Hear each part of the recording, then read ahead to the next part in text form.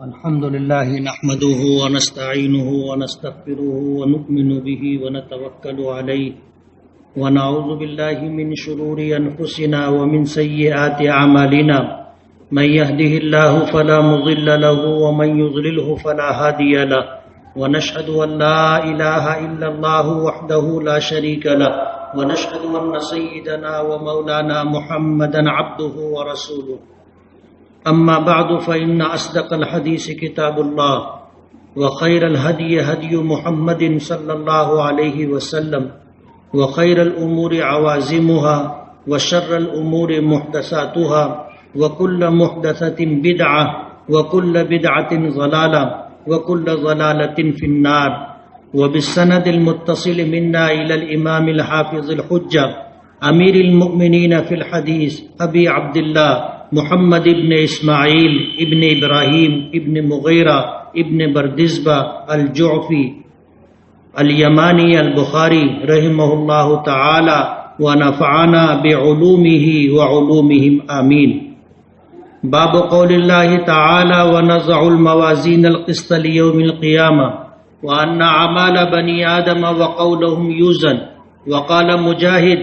القسطاس العدل بالرومیہ ويقال القسط مصدر المقسط وهو العادل وأما القاسط فهو الجائر. وبه قال حدثنا أحمد بن أشكاب قال حدثنا محمد بن فضيل عن عمارة بن القعقاع عن أبي زرعة عن أبي هريرة رضي الله تعالى عنه وعنهم قال قال النبي صلى الله عليه وسلم كلمتان حبيبتان إلى الرحمن خفیفتان علی اللسان ثقیلتان فی المیزان سبحان اللہ وبحمدہ سبحان اللہ العظیم.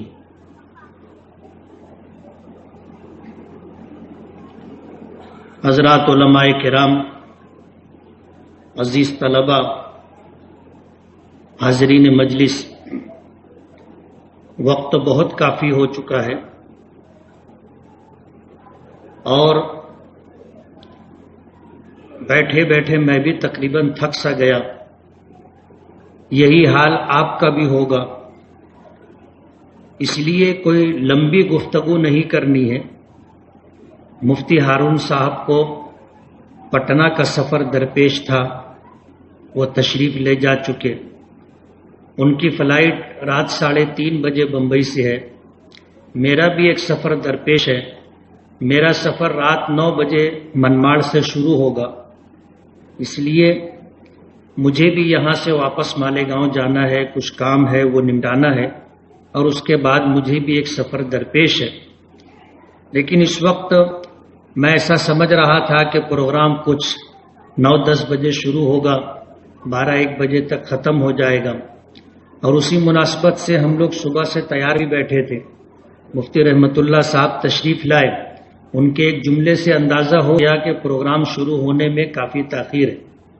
مفتی صاحب کہنے لگے آپ اور آرام لو.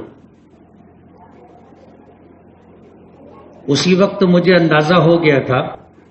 کہ یہاں کا مزاج پروگرام تاخیر سے شروع کرنے کا ہے اور تاخیر سے ختم کرنے کا ہے. لیکن جو چیز میرے اختیار کی نہیں تھی وہ تو مجھے بہرحال برداشت کرنی ہے. لیکن جو چیز میرے اختیار کی ہے کہ حدیث پاک کے امام بخاری رحمۃ اللہ علیہ اس آخری باب کی تشریح تفصیلی بھی ہو سکتی ہے، مختصر بھی ہوتی، اور بات موقع اور محل کی مناسبت سے ہو تو زیادہ کارگر اور مفید ہوتی ہے. اور سچی بات یہ ہے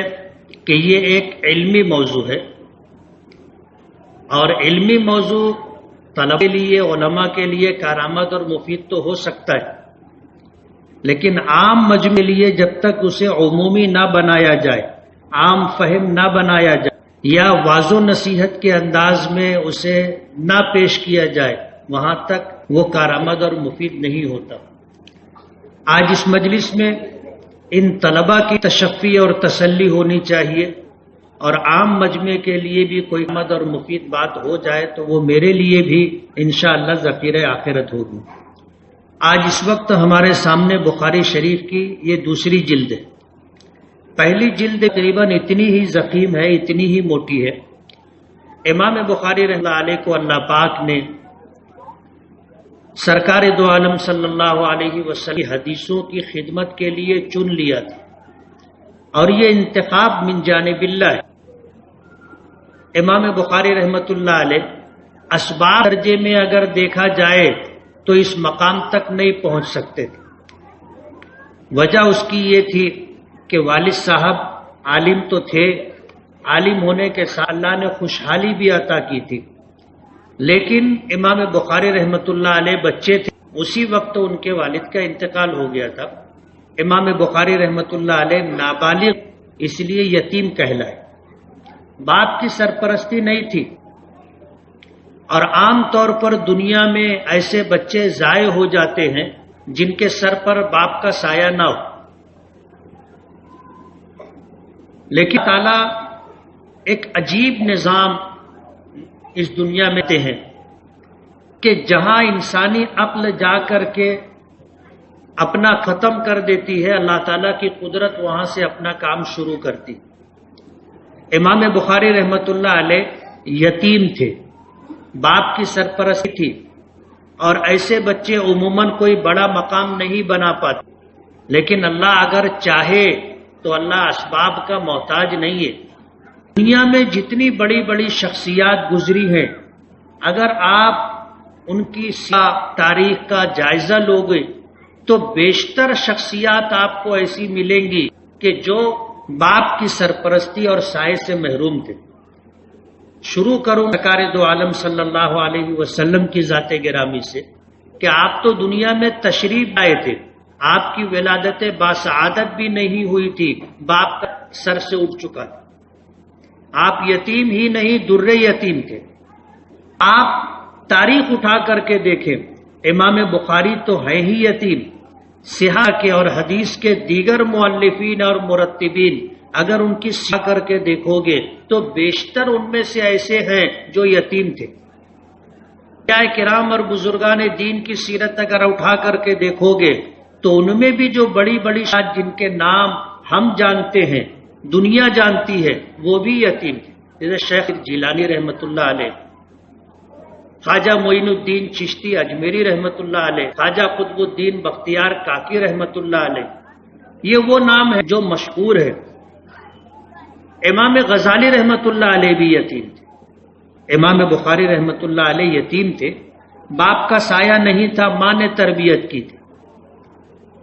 لیکن اللہ تعالیٰ نے اپنے نبی کی حدیثوں کی خدمت کے لیے امام بخاری رحمۃ اللہ علیہ کو چن لیا تھا، اور اللہ تعالیٰ جب کسی کو کوئی مقام دینا چاہتا ہے تو اسباب باللہ پیدا ہو جاتے۔ امام بخاری رحمۃ اللہ علیہ کے دل میں اللہ نے یہ ڈالا تھا کہ سرکار دو عالم صلی اللہ علیہ وسلم کی حدیثوں کو یاد کیا جائے۔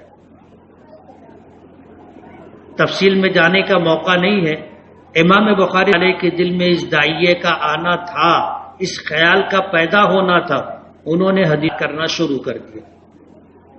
ان کے استاذ جن کی مجلس میں امام بخاری رہے درس حدیث کے لیے جایا کرتے تھے، ایک مرتبہ ان کے ایک دوست مہمان کی حیثیت، وہ خود بھی بڑے عالم اور محدث تھے،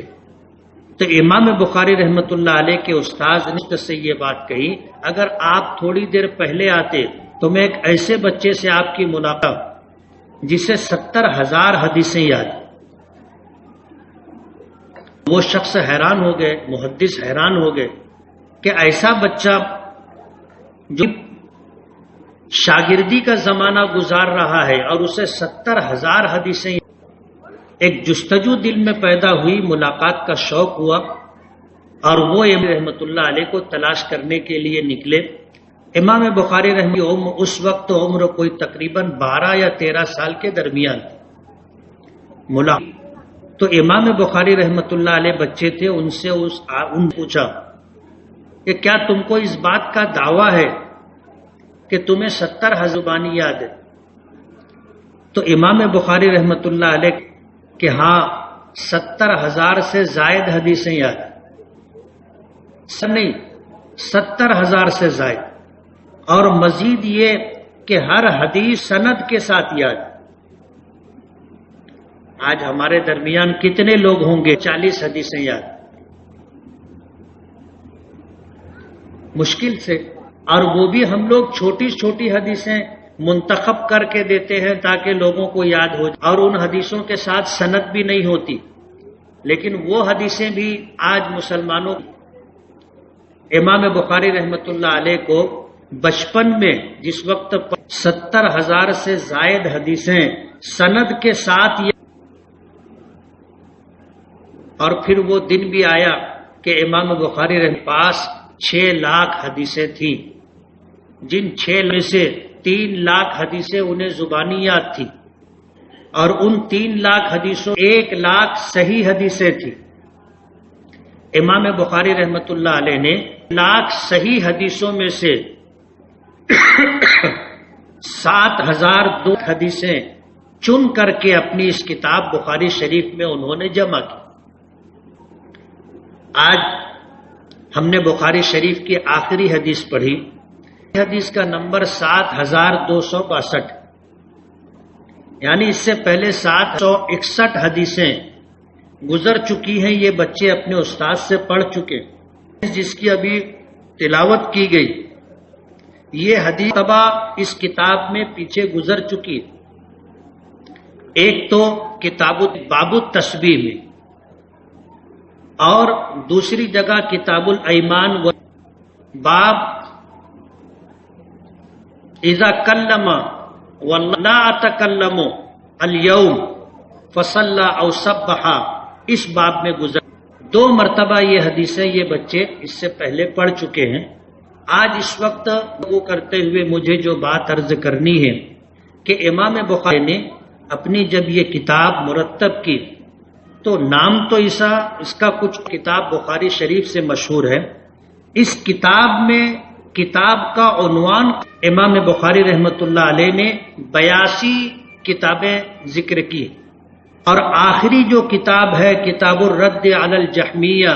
وغیرہم التوحید، امام بخاری رحمۃ اللہ علیہ کی اس کتاب بخاری شریف میں یہ، اور امام بخاری رحمۃ اللہ علیہ نے فرق باطلہ یہ کتاب قائم کی۔ امام بخاری رحمۃ اللہ علیہ کے زمانے میں باطلہ تھے، عقیدے کے اعتبار سے ان تمام کا رد کرنا رحمۃ اللہ علیہ نے اپنی ذمہ داری سمجھا، اور آخری کتاب فرق باطلہ کے عنوان دیا کتاب الرد علی الجہمیہ، جہمیہ کا نام لیا، اس کے بعد تمام فرق باطلہ کو وغیرہم میں ذکر کیا، اور پھر اس کے بعد کا لفظ رکھا کہ فرق باطلہ جو عقائد کے باب میں جماعت سے اختلاف رکھتے ہیں، ان تمام کا رد توحید کیا ہے اسے پیش کرنا امام بخاری رحمۃ اللہ علیہ کا مقصد تھا، اور اللہ علیہ نے اسی مقصد کے پیش نظر یہ کتاب اخیر میں رکھی۔ میں ایسا مانتا ہوں، میری ایسی سمجھ ہے کہ امام بخاری آخری یہ سبق، آخری یہ نصیحت اور آخری یہ کہ ان تمام علماء کرام کو یہ سمجھ لینا کہ جیسے جیسے قیامت قریب آتی جائے گی، اتنے وجود میں آتے رہیں گے، ان علماء کرام کی کہ ایسے تمام فتنوں کی سرکوبی ہو، تمام فتنوں کا قلع کما کیا جائے،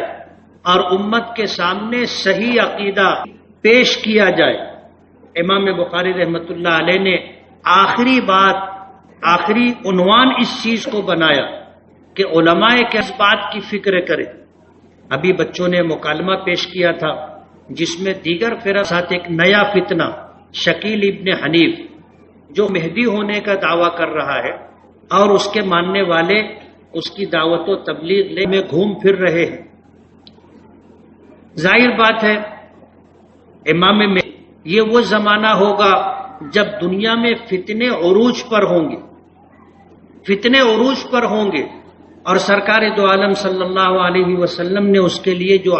ذکر فرمائی ہے وہ کتابوں میں، حدیث کی کتابوں میں موجود ہے،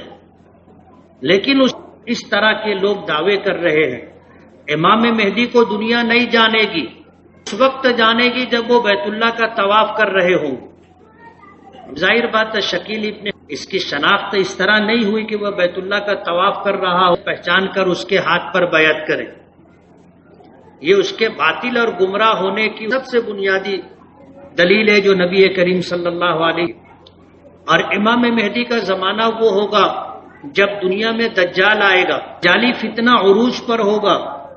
اور اس دجالی فتنے کے خاتمے کے لیے اللہ تعالیٰ علیہ الصلوۃ والسلام کو آسمان سے اتاریں گے، اور امام مہدی ملک کی جامع مسجد میں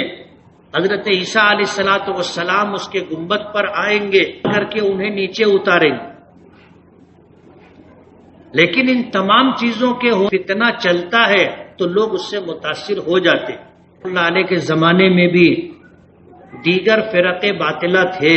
ان طلبہ نے 57 باب میں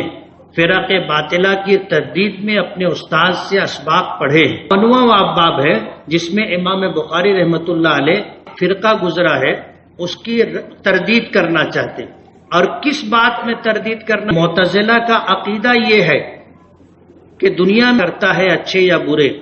نماز ہو، روزہ ہو، زکوٰۃ ہو، برے اعمال میں شوری ہو، قمار اور سٹے بازی ہو، ظلم و جور ہو، لوگوں کے حقوق، ظاہر بات ہے یہ نیکی اور بدی ہے۔ کل قیامت کے دن اللہ تعالیٰ کی بارگاہ اور بدی تولی جائے گی، باقاعدہ ترازو ہوگا، ہوں گے، ایک پلڑے میں نیکی دوسرے پلڑے میں بدی رکھی جائے گی، اللہ حضرت سے اسے اٹھائیں گے، جس کا نیکی کا پلڑا جھکا اور جس کا بدی اور گناہوں کا پلڑا جھکے گا وہ ناکام ہوگا۔ مال تولے جائیں گے، یہ اہل سنت والجماعت کا عقیدہ ہے۔ لیکن معتزلہ اس لیے قرآن کریم میں اللہ پاک نے فرمایا القسط لیوم القیامہ فلا تظلم نفس شیئا وان کان مثقال حبۃ بها وکفى بنا حاسبین۔ اللہ تعالیٰ قیامت کے دن انصاف کے ترازو قائم فرمائیں گے اور کسی جان پر ذرہ برابر آئے گا، اگر کسی نے ذرہ برابر بھی نیکی سامنے لائی جائے گی اور ہم حساب لینے کے لیے کافی ہیں۔ اس ٹکڑے کو امام بخاری رحمۃ اللہ علیہ نے اس باب میں عنوان بنایا ہے جسے اصطلاح میں ترجمۃ الباب کہا جاتا ہے۔ کہتے ہیں کہ ہم قیامت کے دن انصاف کے ترازو قائم فرمائیں گے۔ معتزلہ اس تے ہوئے یہ کہتے ہیں کہ کل قیامت کے دن کوئی نیکی اور بدی تولی نہیں جائے گی، بلکہ اس آیت کا مطلب یہ ہے کہ اللہ تعالیٰ بس اہل سنت ہے کہ اللہ تعالیٰ انصاف تو کریں گے، لیکن انصاف اس طرح ہوگا میں فیصلہ ہوگا وہ اس فیصلے سے مطمئن ہوگا۔ جب کوئی بندہ تو اس کے نام اعمال لائے جائیں گے، نیکی بھی ہوگی بدی بھی ہوگی، نیکی بدی کا رجسٹر الگ ہوگا اور اسے ترازو کے ایک پلڑے میں نیکی رکھ کر کے تولا جائے گا۔ نیکی کا پلڑا جھکے گا تو جس شخص کا کتاب ہو رہا ہوگا وہ اپنی آنکھوں سے دیکھے گا کہ نیکی کا پلڑا جھک گیا ہے، اور جس شخص کے گناہوں کا پلڑا جھکے گا وہ بھی دیکھ کر کے سمجھے اطمینان ہو جائے گا کہ میرے گناہ زیادہ تھے، اور بدی کا پلڑا جھک جہنم میں جانے والا، اس کے سامنے نیکی اور بدی لا کر کے ہوگا، ورنہ انسان گناہ کرتا ہے بھول جاتا ہے۔ کل قیامت کے بارے میں اس طرح کا فیصلہ فرمائے کہ اسے جہنم میں لے جاؤ تو وہ رک کر کے پوچھے گا جہنم میں نے تو دنیا میں کوئی گناہ کیا نہیں تھا۔ اب ظاہر بات ہے بندہ مطمئن کیسے ہوگا؟ اس کا اطمینان تو اسی وقت ہوگا کہ سارے گناہ سامنے لائے جائیں اور اس کے سامنے توقعوں سے دیکھ لے کہ نیکی کا پلڑا جھک رہا ہے یا بدی اور گناہوں کا پلڑا جھک رہا ہے۔ وہ اللہ کے اس فیصلے سے مطمئن ہوگا کہ میرے ہی گناہ زیادہ تھے جس کی وجہ سے میں جہنم میں آپ مجھ پر ظلم نہیں کر رہے، ورنہ بندی ہے کہ میرے جو نیکیاں زیادہ تھی اللہ نے میرے ساتھ ظلم کیا اور مجھے گناہ دیا۔ امام بخاری رحمۃ اللہ علیہ کے اس موقف کو واضح کرنا چاہتے ہیں کہ کل قیامت کے دن انصاف کے ترازو تولی جائے گی اور ہر شخص اپنی آنکھوں سے اپنے اعمال کو تلتا ہوا دیکھے گا۔ اللہ پاک کی طرف سے جو فیصلہ ہوگا ظاہر بات عدل و انصاف ہوگا تو بندہ مطمئن ہوگا، جس کے لیے جنت ہوگی وہ جنت میں، جہنم کا فیصلہ ہوگا وہ جہنم میں جائے گا۔ اس کے بعد بھی جس کے پاس نہیں ہوگا، کفر کا گناہ نہیں ہوگا، اللہ تعالیٰ اس کے بارے میں چاہے تو امام بخاری رحمہ اللہ کے رد میں یہ باب قائم فرمایا ہے کہ اہل سنت والجماعت کا عقیدہ ہے، جو قرآن کریم کی اس آیت کی یہی تفسیر کی ہے کہ باقاعدہ ترازو ہوگا جس کے دو شخص حساب و کتاب کے لیے پیش ہوگا، اس کی سامنے لائے جائیں گے، ایک پلڑے میں نیکی دوسرے پلڑے میں گناہ رکھا جائے گا، اور کیا نتیجہ ہے وہ حساب والا شخص اپنی آنکھوں سے دیکھ لے گا۔ یہ تو قرآن کریم کی آیت سے نے اپنے موقف کی دلیل پیش کی قرآن کریم کی آیت۔ امام بخاری رحمۃ اللہ علیہ کا دعویٰ آدم وقولہم یوزن کہ بنی آدم کے تمام اعمال اور تولے جائیں گے، وزن کیے جائیں گے۔ صرف ایسا نہیں ہے، باقاعدہ تولے جائیں گے، اعمال بھی، اقوال بھی، اور سوچ تھی کہ آدمی نماز پڑھتا ہے، روزہ رکھتا ہے، زکوٰۃ دیتا ہے، حج کرتا ہے، اس کے بعد ختم ہو گیا، اب اس کا کوئی وجود نہیں ہے۔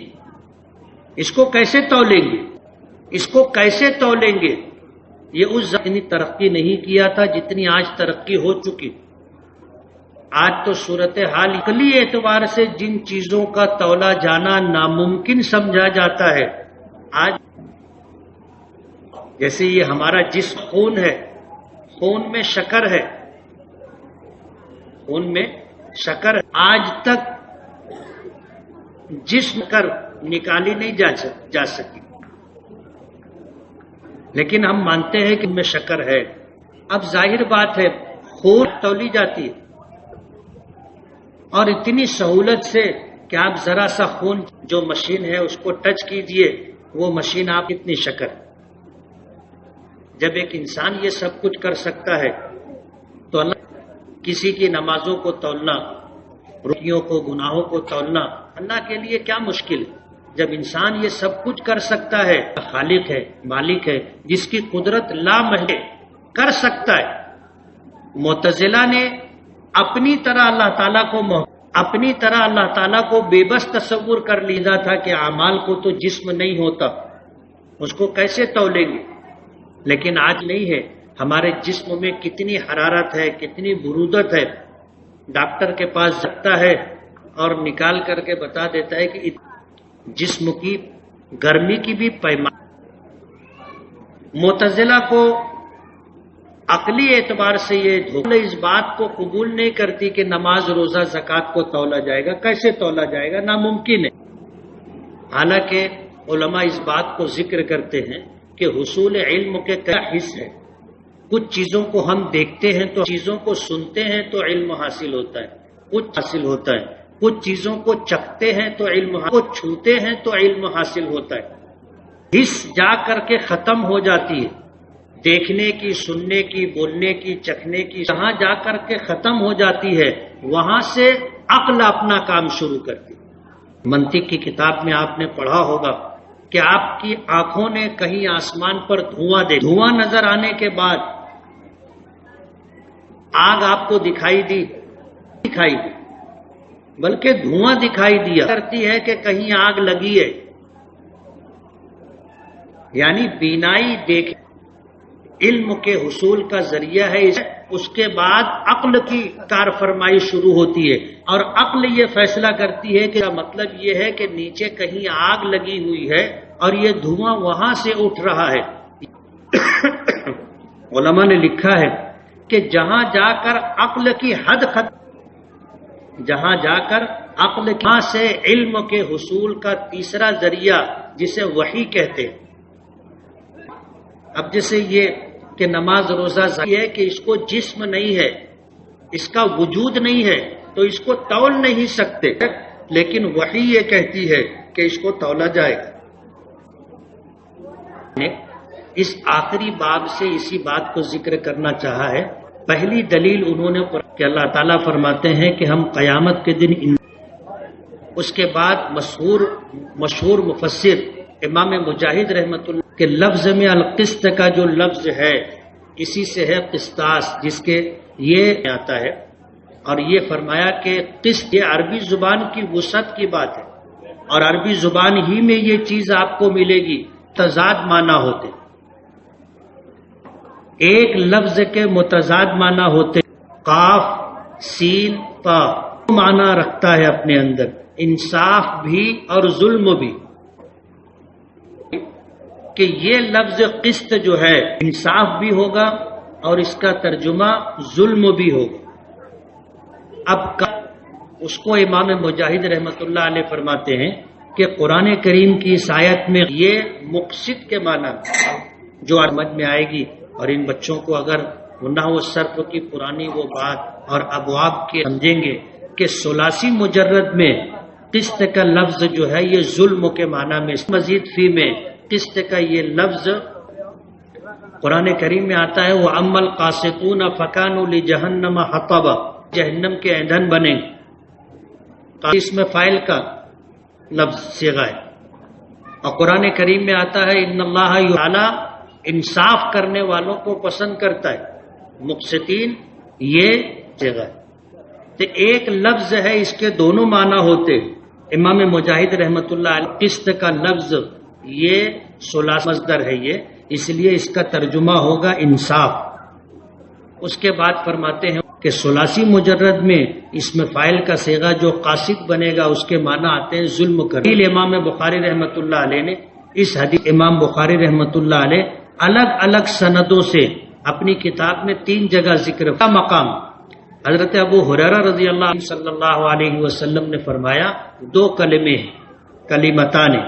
2 کلمہ جو رحمان کو بہت محبوب ہے، خفیفتان علی اللسان جو زبان، ثقیلتان فی المیزان،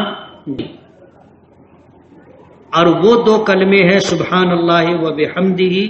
حدیث امام بخاری رحمۃ اللہ علیہ نے ذکر کی، باب میں جس بات کا دعویٰ کیا تھا کہ نیکی اور بدی تولی جائے گی، اسی اس حدیث میں ثقیلتان فی المیزان کے وزن کے لیے نیکی اور بدی جب تولی جائے گی تو ترازو میں ہوں گے، ایک تو سبحان اللہ و بحمدہ العظیم، یہ تو طلبہ کے لیے درسمے کے لیے ایک بات کہہ کر کے میں اپنی گفتگو مکمل کروں گا کہ قرآن کریم والے نے دلیل اور عنوان اللہ تعالیٰ انصاف کے ترازو قائم فرمائیں گے۔ پوری آیت میں نے تلاوت کی تھی، اللہ تعالیٰ فرماتے ہیں کہ ہم قیامت کے دن فلا تظلم نفس شیئا، کسی جان کے ساتھ کچھ بھی ظلم نہیں کیا، قال حبۃ من خردل اتینا بہ، اگر کسی نے عمل کیا ہوگا ہم سامنے لے آئیں گے، وکفا دینے کے لیے ہم کافی ہیں، دنیا میں بھیجا ہے۔ اللہ نے ہمیں وجود عطا کیا، اور اللہ تعالیٰ کوئی بھی عمل حکمت سے خالی نہیں ہوتا، پیدا کیا ہے، اور اس دنیا میں مقصد نہیں ہے، بلکہ اس دنیا میں پاک نے ذکر فرمایا قرآن کریم میں اللہ لیعبدون کہ میں نے جنات و انسان، تو ہمارے اس دی وحدانیت، الوہیت، ربوبیت کا ایمان لا کر کے ہم اللہ اس کے رسول کے حکموں کے مطابق زندگی گزاریں، برداری، سرکار دو عالم صلی اللہ علیہ وسلم کی اتباع اور پیروی ہمارا مقصد ہے۔ ہم بے مقصد نہیں آئے بلکہ ہماری پیدائش کا مقصد ہے، اور اس مقصد اور اپنی پیدائش کے مقصد کو جو بھول کر کے زندگی گزارے گا، پر جینے کی کوشش کرے گا،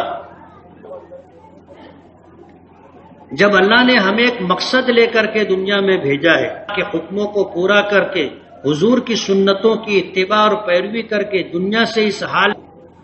یہ مقصد ہے، پورا کر لیا وہ کامیاب، دنیا تو فنا ہو جائے گی، ہم سے اچھے، ہم سے زیادہ اصحاب علم و فضل دنیا میں آئے چلے گئے، خود کو اللہ نے جو عمر عطا کی تھی، اگر دیکھا جائے تو کائنات انسانی کا سب سے بڑا حادثہ حضور کا، صحابہ کرام کو یقین نہیں، ابو بکر صدیق تھے جنہوں نے نبی کریم صلی اللہ علیہ وسلم کے وصال کے بڑا ہٹا کر آپ کی پیشانی مبارک 7 جملہ کہا تھا جو اپنے آقا سے سنا تھا کہ لن یجمع اللہ علیک موتتین، وہ ہرگز جمع نہیں فرمائے گا،